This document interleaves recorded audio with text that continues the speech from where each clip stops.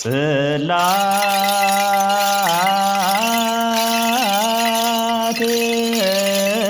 ዘሙሴ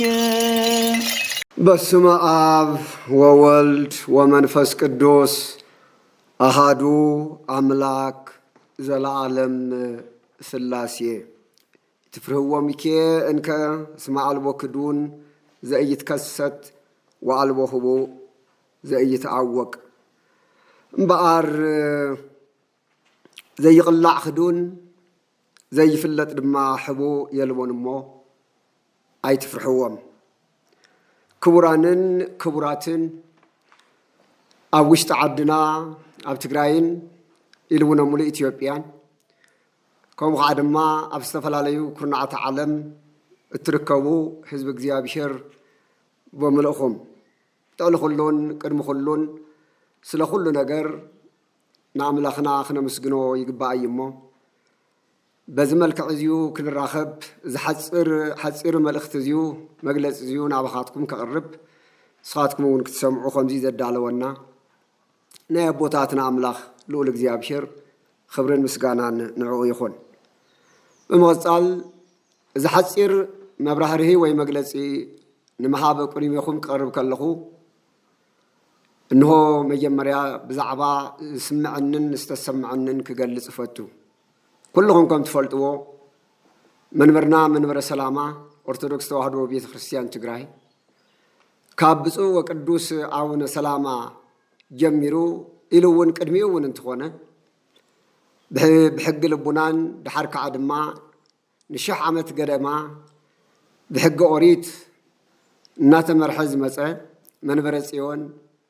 ድሓር ናብ ሓድሽ ኪዳን ከዓ ድማ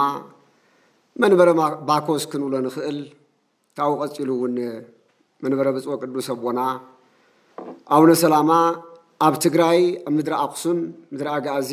ንዘመናት ንኣማኢት ዓመታት ምስ ፀንሐ ብዝተፈላለየ ምኽንያት እንታብ መንበሩ ተፋሊሱ እቲ ሻምናይ መንበር ኣብ ዓለም ፍሉጥ ዝነበረ መንበርና መንበረ ጽዮን ወይ መንበረ ሰላማ ግዒዙ ንዘመናት ነይሩ። ብዙሓት ኣቦታትና ብዙሓት ሊቃውንት ዝዓይነት እዚዩ ምፍላስ ኣግባብ ከም ዘይኮነ ኣብቲ ናይ ካሊእ ዓለማት ዘለዎ መናብርት ብምርኣይ እናሓዘኑን ንኽምለስ እውን ናብ ኣምላኽ እናተማሕፀኑን እናፀሓፉን እውን እናሰነዱን እውን ከም ዝነበሩ ንፈልጥ ኢና። ኮይኑ ግና ናይ እግዚኣብሔር ፍቓድ ኮይኑ ብ2013 ዓመተ ምህረት ኣብ ህዝብና ብዝወረደና ግፍዓዊ ናይ ዘር ምጽናት ጨፍጨፋ እቲ ሕልሚ ወለድናን እቲ ናይ ጥንቲ መሰረትናን ናብ መሰረቱ ንኽመጽእ ንውልደቱ ንምግውሑ ምኽንያት ብምዃኑ ኣብ ሙሉእ ኩርናዓት ዓለም ዝነበርኩም ወገናትና እታ መሰረታ ኣክሱም ዝኾነላ ቤተ ክህነት ኦርቶዶክስ ተዋህዶ ቤተ ክርስቲያን ኣብ ልዕሊ እኖኣ ቅድስት ቤተ ክርስቲያን ትግራይ ኣብ ርእሲ ብፍላይ ከዓ ኣብዛ ዝኔናላ ከተማ ናይ መጀመርያ ናይ ጄኖሳይድ ጭፍጨፋ ብምክያዱ ኢሉ እውን ኣብ ሙሉእ ትግራይ ፍቓድ ኣምላኽ ኮይኑ ኣብ ዝመሪር ወቕቲ እዚዩ እንሆ ታብ ሕዚ ንድሓርስ ኣብቲ ጥንቲ መንበርና ክንምለስ ኣለና ጓሰይትና ዝበልናዮም ሓለውትና ዝበልናዮም መራሕቲ ሃይማኖት እንድሕር ደኣ ኣብዚ ግፍዓዊ ጨፍጫፍ ክንውዳእን ክንሃልቕን ከለና ግልጽ ምባል ካብ ኣበዩ ግልጽ ምባል ጥራይ ከይኮነስ ምስቲ ዘይጭፍጭፍን ኣካል እውን ስምረት ተዋዲዶም ስለ ዝኸዱ ካብዚ እንድሓር ይኣኽለና ብዝብል ኣብ ውሽጥን ኣብ ደገን ዝነበረ ህዝብና ብፍላይ ወፃኢ ዓለም ኮይኑ ንህዝብና ንህዝቢ ትግራይ ብሓፈሻን ኩሉ 360 ዲግሪ ተዓፅዮ ዝነበረ ህይወቱን ንብረቱን ኩሉ እናሃገረ ኣብ ውሽጢ ሃገር ዝነበረ ህዝብና እውን እዚ ነገር እዚዩ እንዳተፈጸመ ዝነበረ መንበርና መንበረ ሰላማ ምውላዱ ይፍልጥ ታፍቲ ዝነበሮ ታፍቲ ተዳፊንዎ ዝነበረ ህይወት ሰሪዑ ምትንስኡ ኩሉ ህዝብና ከም ዝተሓጎሰ ኩልና ንፈልጥ ኢና። እዚ መንበር እዚዩ ዳግም ምትንስኡ ልክዕ ብዘመነ እሌኒ ተቐቢሩ ዝነበረ መስቀል ልዕሊ 300 ተቐቢሩ ከም ዝነበረ እሞ ድሓር ብእሌኒ ከም ዝተስአ ንኣማኢት ዓመታት መንበሩ ሲኢኑ ዝነበረ እውን በዚ ምኽንያት እዚዩ መንበርና መንበረ ሰላማ ብምግሃዱ ዘይተሓጎሰ ፍጥረት ኣይነበረን። ኦርቶዶክሳውያን ጥራይ ከይኮናስ ትግራይ ህዝብ ትግራይን ፈተውት ህዝብ ትግራይን በእውነት መኽበርትን ወይ ደግሞ ሰዓብቲ ታሪኽን ተመራመርትን ተይቀረ ኩሎም ዝተሓጎስሉ ነገር ነይሩ እዩ ኮይኑ ግና ኣብ ከይዲ ገጥመና እዩ ኣብዚ ሕዚ እዋን ከዓ ድማ እቲ ብተስፋ ንጽበዮ ዝነበርና መንበርና እቲ ንቅድሚት ንህዝብና ንህዝቢ ትግራይ ንመንግስቲ ኣምላኽ ጫፉ መንግስቲ ኣምላኽ ንምእታው ስፍሓቱ ጎኑን ቅድሚት ድማ ኣብ ትግራይ ዝሕፀር ከይኮነስ ኢሉ እውን ከምቲ ናይ ቀደም ናይ ወለድና ኣስተምሮ ንኢትዮጵያን ሓሊፉ እውን ንኣፍሪካ ተስፋ ብርሃን ክኸውን ተባሂሉ ዝተኣመነሉ ካብ ግዜ ናብ ግዜ ግን እቲ ዓላምኡ ይኹን እቲ እንቅስቃሴኡ እናሓፀረ ኣብ ዝኸደሉ ግዜ ይኸው ኩልኩም ከም ትሰምዕዎ ዘለኹም ካብ 2017 ዓመተ ምህረት ኣነ መንፈሳዊ ኣቦኹም እቲ መንበርና ታፍቶም ዘለዎ ምስቶም ዘለዎ ቦታት ሊቃነ ጳጳሳት ብምዃን መንበርና ንቅድሚት ክስጉም እቲ ዝለመድናዮ ናይ ኣዲስ ኣበባ ዝነበርናዮ ግዕዚ ምሕደራ ንወንጌል ኣገልግሎት ጠመተ ዘይህብ ኣብ ግል ሃብቲ ማእኸል ዝገበረ ንሱ ገዲፍና ከምቲ ናይ ጥንቲ ወለድና ግን ንቅድሚት ክነስጉሞ ኢልና ዝሓዝናዮ መንበርና ንድሕሪት እንዳተጎተተ ብምምፅኡ ካብ 2017 ዓመተ ምህረት ዝተፈላለዩ መጽናዕትታት ብምቕራብ ንብፁዓን ኣቦታተይ እውን ብምክፋል ዝነገር እዚዩ ተለይልና ክንኣልዮ ንጠፍእ ከም ዘለና ሰዓብትና ይሓዝኑ ከም ዘለው ተስፋ ዝገበሩ ተስፋኦም ጭለጥ ከም ዘሎ ካህናትና ዲያቆናትና ሊቃውንትና ኮታስ ህዝብና ኩሉ እቲ ትማሊ ኣበይ ክበፅሕ እዩ መዋፅኦ መንፈሳዊ ዕብየትና ክኸውን ኢሉ ዝጽበዮ ዝነበረ መንበር ካብ ግዜ ናብ ግዜ ግን ብክንደይ ተጋድሎ ዝተኸሎ ዝሃገጎ ህገ ደንቡ ብክንደይ ተጋድሎ ዝሃገጎ ህገ ቤተ ክርስቲያንን ብሄረ ህግን ዝተባህለ በዓል 10 ደንብታት ኣብ ምትግባር ንቅድሚት ከይስጉም ማሕለኻታት ብዝበዝሕዎ ድሕሪ ብዙሕ ፃዕርን ልፍዓትን ናብ ቦታት ብምቕራብ ኣብ መወዳእታ ግን ኣብ ሓደጋ ምውድኡ ብምርኣይ እዚ ናብ ህዝቢ ብግልፂ ብምቕራበይ ይኸው ኣብ መንጎ ቦታትናን ኣብ መንጎናን ኣብ ዝተወሰኑ ከምዚ ዓይነት በለ ፍሕፍሕ ብምፍጣሩ ነገራት ናብ ዘይኮኑ ኣድላይ ብምኽያድ ኣብዚ ሕይ ህዝብና ዘይጨነቐ ንዓኻትኩም እውን ስቃይ ዝኾነኩም ተስፋ ንክትቆርፁ ኣብ ክንዲ ተስፋኹም ምልምላም ተመሊስኩም ክትሓዝኑ ዝገበረ ድርጊት ስለ ዝኾነ ኣነ በእውነት ካብ ልቢ ኣሓዝን እዚ ብምኽሳቱ እዚ ብምግላፁ እውን ብልቢ ካብ ልበይ ምሕዛነይ ዝሓዘንኩም ምዃነይ እናገለፅኩ ኮይኑ ግን እዚዩ ንዕብየትና ግን ሓደ ስዳሮ ምዃኑ ብዝበለፀ ተዓፃፂፍና ብመንፈስ ቅዱስ ሓይሊ ንክንወፅእ ኣብ ውሽጥና ዘሎ ንዘመናት ዝነበረ ግዕዚ ምምሕዳር እውን ኣውፂና ወንጌልና ዘይተዓፀፈ ህዝብና ብኣግባቡ ክጓሰ ኣብ ምግባር ተዓፃፂፉ ንቅድሚት ስጉመና ደኣምበር እዚ ፈተና ዘፍርሰና ከም ዘይኮነ ከዓ ድማ ኩልኩም ክትርድኡ ይግባእ ክቡራንን ክቡራትን ህዝቢ እግዚኣብሔር እምበኣር ኣብዚ ዝሓለፈ ቅዱስ ሲኖዶስ ኦርቶዶክስ ተዋህዶ ቤተ ክርስቲያን ትግራይ ካብ ዕለት 27/2000 ክሳብ 28/2018 ወርሒ ግንቦት ማለት እዩ ካብ ዘካየዶ ህፁፅ ጉባኤ ብሔረ ህግ አንቀጽ 183 ብሔረ ህግ አንቀጽ 194 ብምጥቃስ ኣብ ልዕሊ ኣባ ሰላማ ማለት ኣብ ልዕሊ ዝብል ጽሙቕ ትሕዝቶ ዘለዎ ውሳነ ከም ዘወሰነ ፈሊጠ ኣለኹ ይኹን እምበር ብኣባ ሰላማ ወይ በኣይ ተጣሒሶም ዝተባህሉ ናይ ሕጊ ድንጋጌታት ብሔረ ህግ አንቀጽ 183 ብሔረ ህግ አንቀጽ 194 ክረአዩ ከለው ዝኾነ ኣባል ቅዱስ ሲኖዶስ ኣብ ጉባኤ ናይ ምርካብ መሰል ከም ዘለዎ ዝሕብሩ እዮም ርግጽ እዩ ኣባ ሰላማ ወይ ኣነ እዚ መሰል ከይጥቀም ካብ ጻውዒት ጀሚሩ ክሳብ ምልኣቱ ጉባኤ ዝተኸልከልኩ እንትኸውን በመሰረት ሕጊ መሰልካ ዘይምጥቃም ጥፍዓት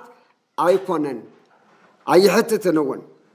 አንቀጽ 194 ድማ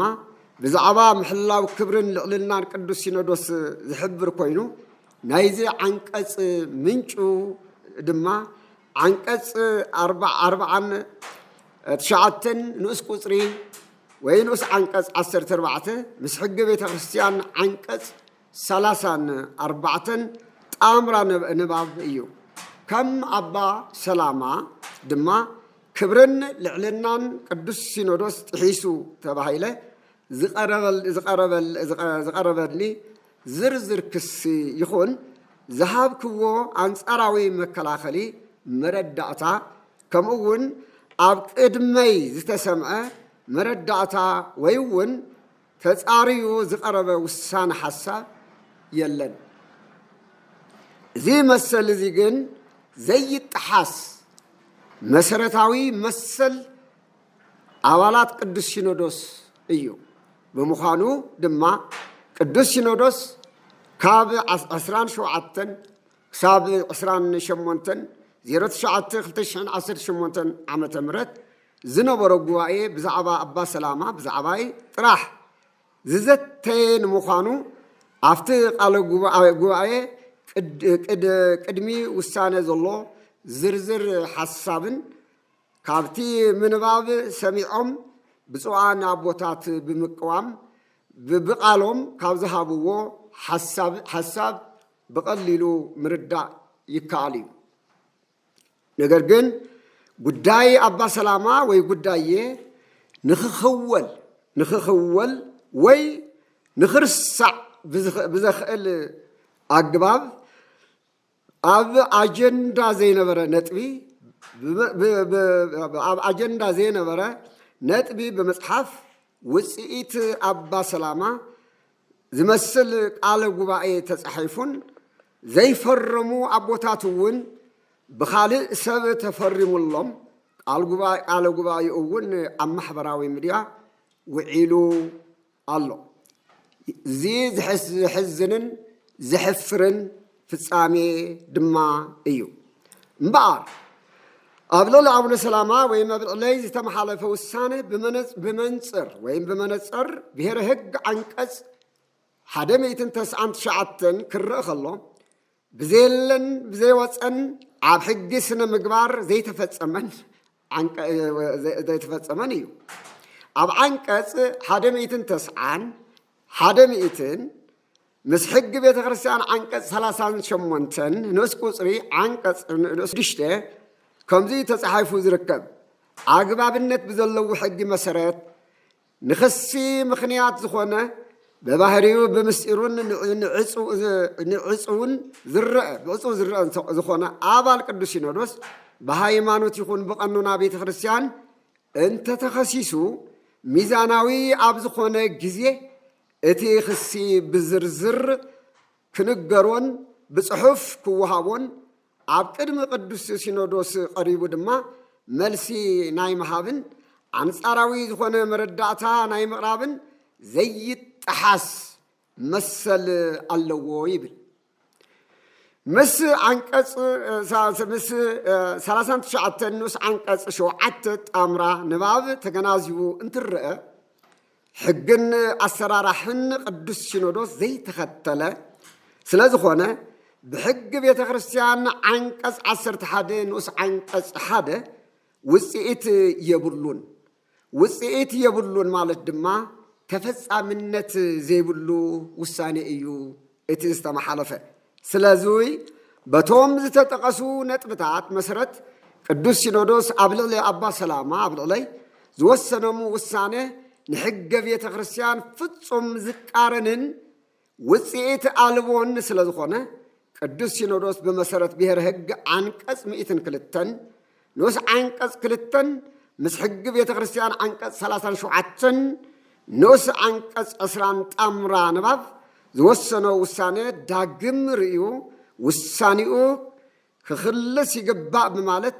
በመሰረት ብሔረ ሕግ አንቀጽ 184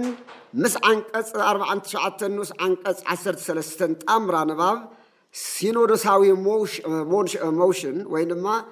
እማመ አቅሪበሎም ኣለኹ ክቡራንን ክቡራትን ህዝቢ እግዚአብሔር ኣብዚ ክሪኦ ዝግባእ ታብ ኩሉ ዝሕዝን እቲ ናይ አባ ሰላማ ሕቶን ክሳብ ሎሚ ንሙሉእ ህዝብና ንህዝቢ ዓለም ዘጋወሕዎ ብተፈላለዩ ሚድያታት ካሊእ ኣይነበረን وانا حتو أبا سلامة حتو ناي بزحات كهنات حتو ناي بزحان لقاونت حتو ناي كل حزب خريستيان حتو زتري وذلهم ازيو حجي بيت خريستيان ناي مس عالم لخذ اللو أحد أبيات خريستيانات كناس أصرنان كودادرنان زخل زي صدق حق بيت خريستيان ناي زتري وذلهم حجون ارمتيو فصيمو على إثيوبيا كوازينا بره ببزح تجادلون بتنكاري أوصان وشتن بزلوا لقاونتنا ناهج مهرانا زيتري وذلهم كا بهره هجز تبعله عسرت سندات ويدم ودم بتاعت أما أخذ زحزي بعدنا يبا سلامة حتى كسابلو مقول تقبلنايو زم حجن بهره حجن زي أتوم نابت جباري ترجموي سبكة وانجلنا هيمانوس راحتنا تدافن سبكة وانجلنا تدافينو قراماتنا أمعناو أبنت مرتفيتنا أم فلاس قرشا قرسنا بستفلاليو أم مزرف صابر حقون قربان مصزل حفت حزبنا بمالباي سئل أزلز تفزلو علون مقلالن بزح سلازلو تدرارب حفتن نبرتن ويدما طقما طقمن أبقل سباتي أتو سلازلو أزيو تستخاخيلو كم تنتاويان أبوتاتنا تابية خريستياننا تلاقي قدم حرك من قدي حزار أخت كده اللوامبر أبدي ساباز قد فنايو قضي محدرة بيت سباون كباباون مع آخر الزقبرة نسبكة وانجلي يخون بيت خريستيان منم عينت خللا زيه باسراح تفيو ويدمو أرحقنا بأقبابو خنسرح لنا زبليز كلنا محالف كوز مزاو سلازي يتقرم جن زبيهر هجن مخصاص كبهالت مالن مجمر يا جزيه نحقو على الله زبيهر هجزيو توم بفلاي كعدمو زبيهر هجزيو كسابلومي عيد لي ننزبولو أبوتاتيم كغلط مالي زبيهر هجزيو تقشى مقريبا منيو زدم بزيو أفتى جبارينو علن زبول سباتيم أبوتاتيم لو مجن خسي كتقمم أمو بتزابع قريبا منيو مصحف زي خمزة لأن أبوتاتنا ون خمزة مهارونا كوي بسي هايمانو تيال بسال كيويب فعاز اللو سب نتاز دليا هستقبارو نخترقم هايمانو تاوي قص تايز خدنا استبالة حزون نبا سلامان مخصاصن نمست أحن تباهيلو زقرب تقسم بر ويك عادم ما وساني بر أزيو بأونت زرعي واينور كوران كوراتن نامناي مودات هر خلنا أفتو زر ذهبوا ونقر الله كرمين عم تاويجن أبزي مرحق يرم زقربوا وتغسله أما تيوس ونقل مراف عصرت شمونت فقد عصرت حموش تغسل عصرت شو عتز تغسوا وتغسي بتعمز قرمي ومسه أبس لك أخوك حاوكا ويم حزا خاص خن قدنيا خا انت بدله بين خا غير كام خرو انت سمعك صبق تزي سمعك خا خال اي وي سالسا وسكا نغرو انت سمعك صبق جبركا نعاتهم تزي سمعوهم كا نغر على بيت كريستيان نغرا زبل تقسيم تقسمو بارز تقسيزيو بحقي اب معالزو على تقسي يكون زي تقسيزيم باريو ابوتاتنا انا يكون كالوت قداماي ننمين تحقي بمرق دنبتات بمرق مالت سندات بمدلاو استراتيجي بلان بموصا صغماز زنصر سندات 2017 منبر سلاما صغارو حدغا زبل دحريون كعدما صغماز زنصر نحدحد بوتاتنا بدبدابي استعجبه مبل سالساي دما حريت منبر سلاما ابزداغم عراف 30 19 زلو مسرس غبره مصنعتي إن قرب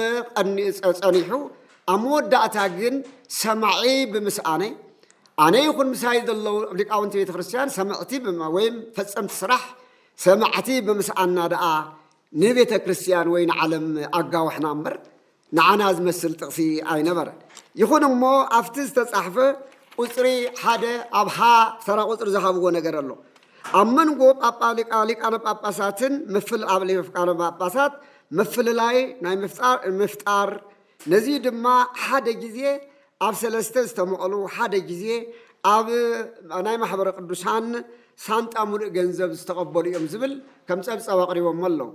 أنا نز نجارزيو مرسنت زه ولو دسن بلنا نيرو نجارجيزيو أم ملخاخت يزبلكو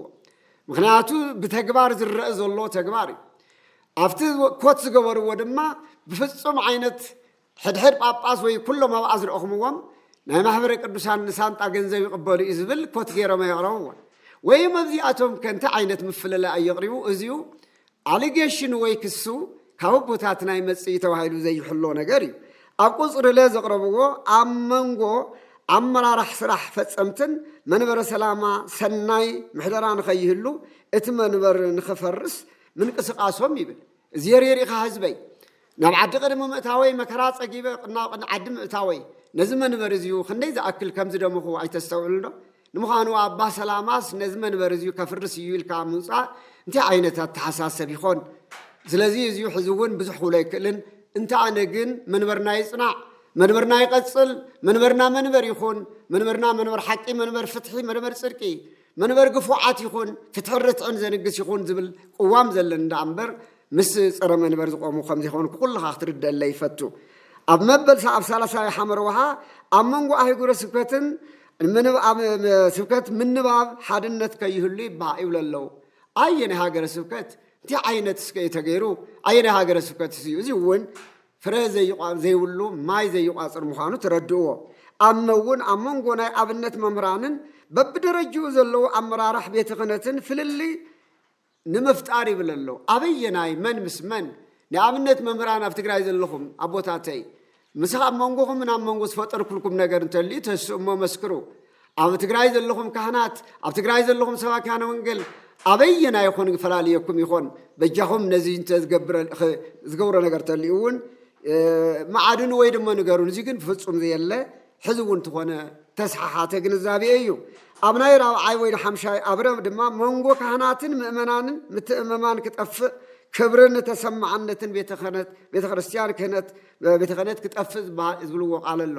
እዚ እውን ተመሳሰላ እዩ እቲ ዓይነት ኣበየና ምእመናን ምሰዮም ካህናት ኣብ እንመን እዮም እስኪ ይምፁ ይመስክሩ እዚ እውን ጠቐመ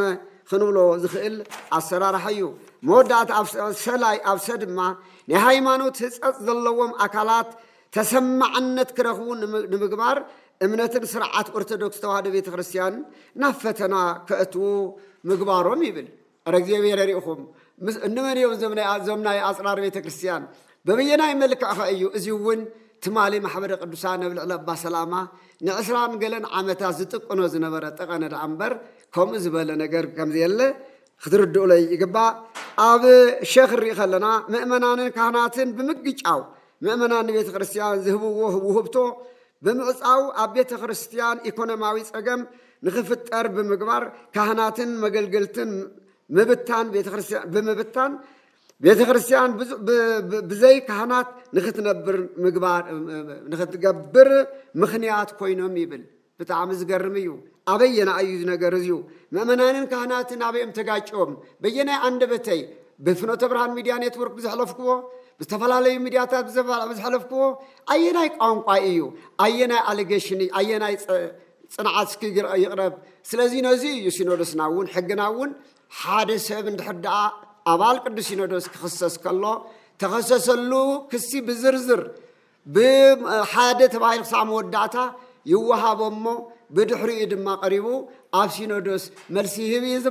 ኢሉ እዩ ተቐይስዎ ዘሎ ኣብ ናይ መወዳእታ ኣጽራር ቤተ ክርስቲያን ተቃዋምቲ መንበር ሰላማን ምስ ዘለዉ ሰባት ንዓቶም መንበረ ሰላማ ቀፂሉ ድማ ቤተ ክርስቲያን ትግራይ ናይ ምድኻም ሓደጋ ይፈጥሮ ኣለዉ ዝብል እዚ እውን ተመሳሰላይ ስለ ዝኾነ ክምለሶ ኣይክእልን ካብዚ ቀፂልና ንሪኦ ዘለና እቲ ዓንተዎም መእተዊ ዝበልክዎ እቲ ተፀውዐ ጉባኤ ሓንቲ እያ ነይራ ኣብ ልዕሊ ኣባ ሰላማ ተባሂሉ ምስ መፀ ግን ነዚ ንምድብዛዝ ቀዲመ ከም ዝበልኩም ብድሕሪኡ ዘለዉ ጉባኤታት ብድሕሪኡ ዘሕለፍዎም ውሳኔታት ኣብ ቁፅሪ 3 ክሳብ መወዳእታ ዘለዉ ረእይዎም ብዛዕባ ኣብ ኣርሲ ዘሎ ይኹን ብዛዕባ ኣብ ትግራይ ዘሎ ይኹን እዚኦም ነቲ ነገር ንኽድንዝዝ ወይ ድማ ንኸይረአ ኸበር ንምግባር ተዘይኮይኑ እዚኦም እውን ኣግባብ ዘይነበረ እዩ ካሊእ ዓንተወት ኣብ ዝጠቐስክዎ ኣባ ሰላማ ሕጊ ሲኖዶስ ጥሒ ዘይወፀን ቅዱስ ሲኖዶስ ረጊፁ ኣይወፀን ብክብሪ ተፀዊዑ መሰሉ ተጠቂሙ ኣብ ጉባኤ ተረኺቡ እዩ ነገር ግን መሰሉ ተሓዲጉ መሰሉ ከይተዋህበ ሞተወሲኻ ውፃእ ተመለስ ተባሂሉ ተመሊሰ ገዛይ ምስከድኩ ከዓ ደሞ እንደገና በድንገት ንዓቁ መማእኸል ክበሃል ከሎ እዚዩ ፍጹም ኣብ ሕገ ቤተ ክርስቲያንና ይኹን ኣብ ብሔረ ሕጊ ዘየለ ኣበይም ዓለም ዘይግበር سبن دحر دعات خسيسو سبن دحر دعات ونجلو أقدمكا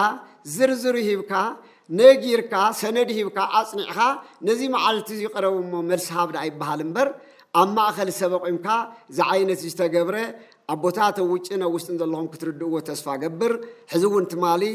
نبوتاتي نقولهم ملك تحليفية موشن ونحيز حفة أركب الله سلزي عوضنا وستند اللهم حزبنا إتي منفس هاوي حزبنا تعود كتكلل بتخرسياننا نقدميت كسجون إتي بمرعة عينه غير زري أزول لما نبرنا نقدميت نخيت كلهم كتتناخروا بفلاي أب حدرا بتخرسياننا زنيق عزينا علم زرع زلوا زي سنبر زلوا نجر علينا أيو كلنا إيدين قانتن كوينا تابيت خريستياننا حزبنا أن حدا تمرت كنكيد عندما مسجنكو أمود تاوساني زهاو نجر كل تناجريان تحدا تاولم يجمركا أب تجراي ناس سكتوا أنجل زهابناكا على علنا يولويو زي مالت سكتوا أنجل كي تسبخ أفكع عصويو زجرم نجريو سلذي أنا تاوز سلست عامت ما بزحتو جسرن قلان ديجان نخدكويو زي مالت على زي أبير كي تزارب قد تزلوا أبيت خرسيان ناس في السم وينجل أبيت خرسيان ناس في السم جبن كي تزارب توم سرقون ناس سرقين برو توم زعمسون نعمسين برو توم زمادو من بيت سوم زكون ناكوين برو لك أون تجن كم لبهم يركمو فتح السعانو خمس اللي وخدنا بزبل زخيد دعنبر كم يجبر النيرو تملس كان أستراليا أنا هاجر سكت كخيد مالت كعدمه حزبي دقاقي ما خمس نجاركو خمس والكو ناو خخيد زخيل بايتاونية بالليل سلازي حزبي أبوتات تملسهم كم زريوت بعلم التسفاية انت أنا وون كعدم ما بفقرن بتخكلين من قدين قدمت كسقومية 4 معلتي أو قدام تقدمت زلو وساني هو من اللو أونت بلوك حزبي بلوكم لك أو انت بوتاتي